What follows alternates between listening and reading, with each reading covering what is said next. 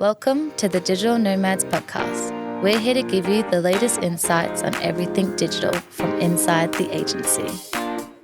That's first podcast for Jodi. I think this is the first one that we've done a podcast together. It's the first time we've done one together, yeah. As Jodi said a second ago, was it started the company and then I start the podcast, so I start the intro? Yeah, that seems fair. Awesome.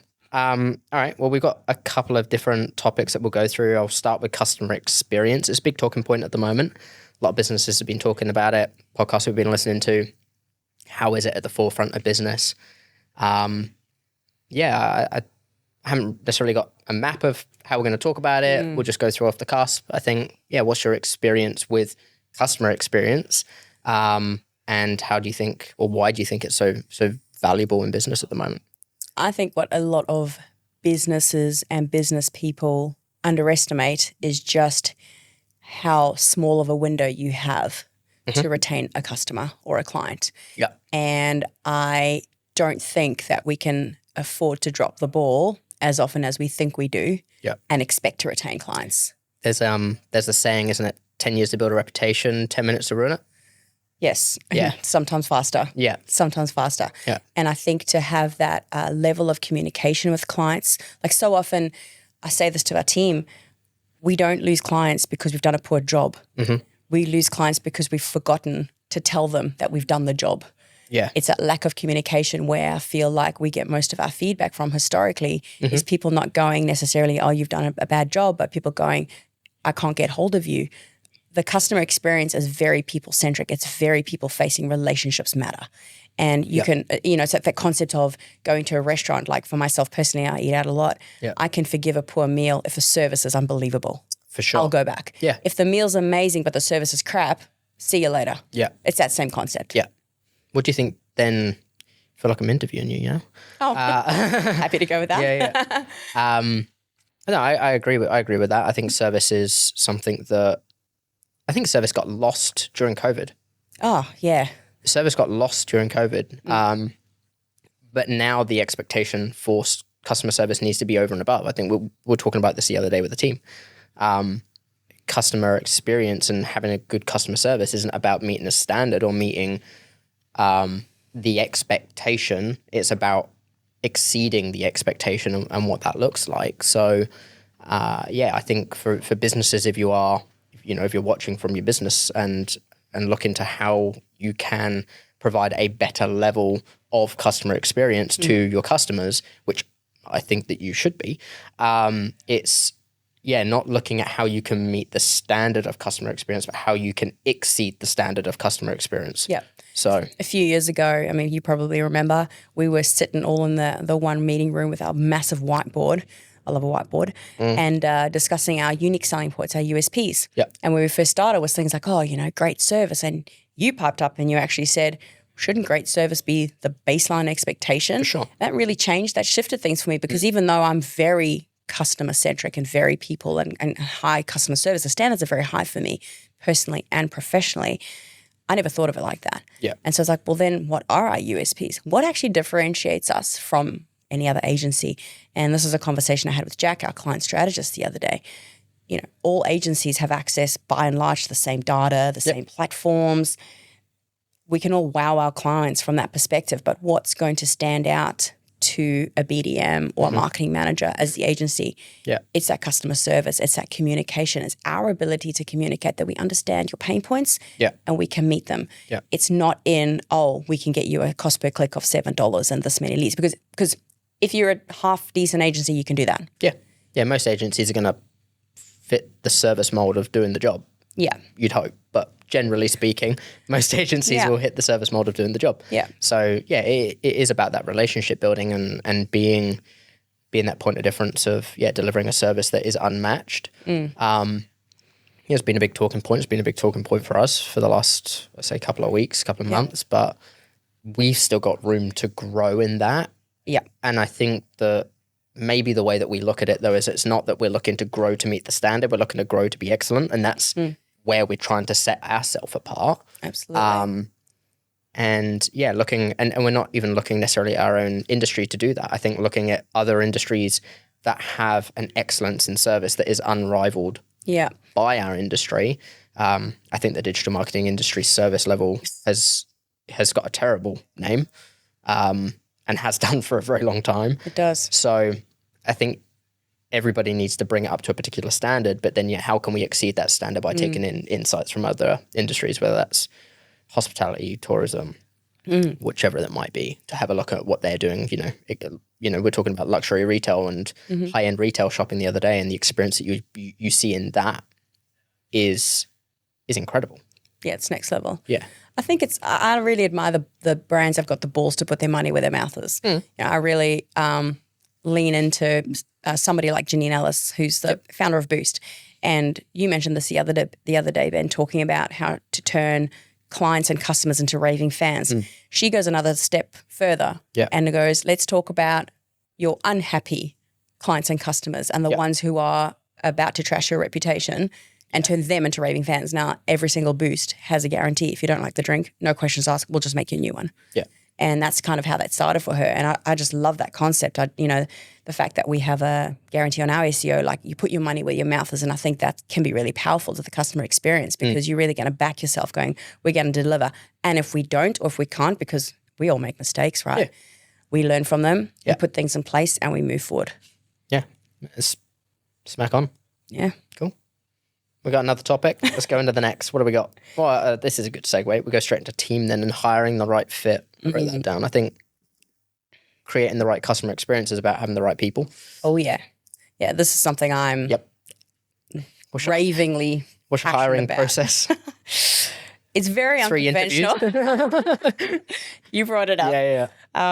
If you don't know Ben very well, he's our managing director and took 3 goes to get to get a foot in the door with me. But look at you now. Yeah. You can't really complain. Doing all right. Sure.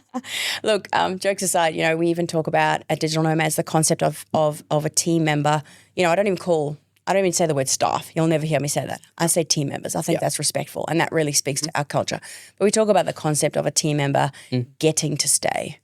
Yeah. You get to stay here. Yeah. And that's really how we've built things. When you have a team that buys into the vision, your company and agency values align with theirs, it becomes a lot easier to deliver that customer experience that we talked about before. Yep. Because, our company values are relationships, excellence, and integrity. Everyone gets it. They can spit it out verbatim, and we filter all our decisions through that. So whatever your, anybody else's agency or company values are, it's important for them not to just to be words on a wall. Yeah. They matter. And we don't even put the words on the wall. What's that? We don't even put the words on the wall. We don't need to. You don't need to. We don't need to. Yeah. But then when you have a team who buys into that and they get to stay, you then have clients who want to stay and customers who want to stay. So hiring the right fit and having a genuinely like an authentically good team culture, customers want to stay. Yeah. We got customers who we've never met before and they come in the door for a meeting and they say, wow, it just is so lovely in here. Yeah. It looks so nice. It's warm. It's friendly. Everyone welcomes you. That's what you want. Any business, regardless of the industry, I feel like that should be a goal to get people in and they feel welcome. Like that's baseline in my opinion. For sure. That's going to differentiate you when you're talking about somebody visiting 3 different agencies. And so having the right culture and team is the foundation of that. Yeah. Yeah. I agree. I think the right fit's key as well. I think that talking about that right fit, I've always had that methodology. You can teach anybody anything, but you can't teach somebody a personality. Yep. Or an attitude or proaction. But yeah. I think that you hire on the person, you don't hire necessarily on the expertise. The expertise is obviously really important, and we've got some incredible expertise through the agency and within the team. But you can, if you've got that person that wants to come in and wants to have that enthusiasm to be able to get to that expertise level, then they can just not naturally get to that, but they will get to that level with time, with training, and with a collaborative team around that is up to the standard of the people in the room. So I think that is a good thing. But it's always looking for that right fit from a cultural perspective and from that customer experience. Segue back to the customer experience. You want somebody that when you're going to put in front of, whether it's in a client, even client on a call, a meeting, whatever, even just an internal conversation, the experience that you're going to have and the interactions that you can have with that person, you want that to be a nice one, which is the right fit concept, not about the right expertise. I see it a lot of jobs and job advertisement that's out there, and it'll be, it just talks about KPIs, 5 years, degree, masters, numbers, Yeah. got this, you need this, you need this, you need this.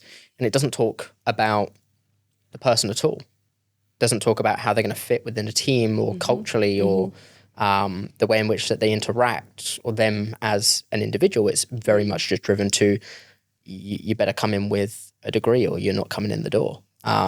Which, definitely isn't the way that we do things. I think we could both safely agree that we don't care what paper you have behind your name. Yep. You know, if I'm going to have brain surgery, I would like my surgeon to have a piece of paper. Sure. But, you know, in marketing and in certain other industries, it's about the person and their aptitude to the job so that when you train them, they can pick it up. Case in point, your brother, Ashley. Sure. But equally, and more importantly, the attitude. You know, we talk about having our customers having a consistent experience. So whether they're on, from a branding perspective, our website, our social media, on a proposal, they get a consistent branding feel. When they're on a call, walk in the door, no matter which one of your team they're talking to, they have that consistent experience. And you can't fake that. I think there's I've noticed a lot of businesses out there who are competing and forcing forward a front. And then when you actually speak to people who work in the business or who have worked in the business, that's not the case. That's worse. If you're going to be a dick, be upfront about it. Sure. But if you're going to, you know, be upfront as equally about being authentic, like, you know, we've got Glassdoor reviews.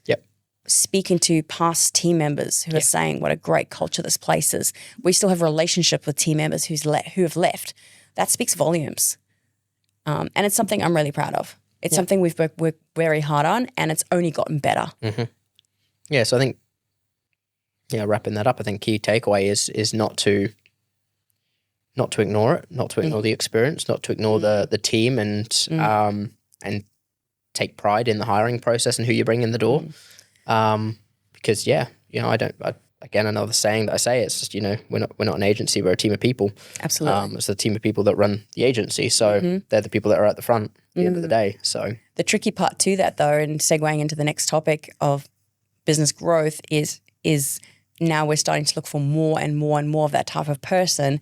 And these type of people are rare diamonds, let's be honest. Sure. Like, we have to maintain that standard. So your hiring gets a little more creative as you grow and scale, and you've got to find more people who do have the expertise, because we're getting to that level now where I find in business you go through stages. You go through these phases where we're quite strong in our internship program. I think we have 5 or 6 team members who started as interns.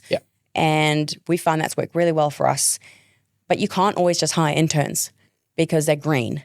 Sometimes you've got to intersperse them with someone who's super experienced. And as you start to grow and need more people, it becomes a little bit more tricky to find that experience with the attitude, with everything combined. So, hiring is a full-time job. Pardon? Hiring is a full-time job. It absolutely is a full-time job. It's unbelievable. And that's why networking becomes so important, and then you get to know people. There for today. I think that's good. Absolutely. And we'll catch you on the next one. Thanks for having me on my own podcast. Yeah, welcome. Thank you for listening. Stay tuned for our next episode.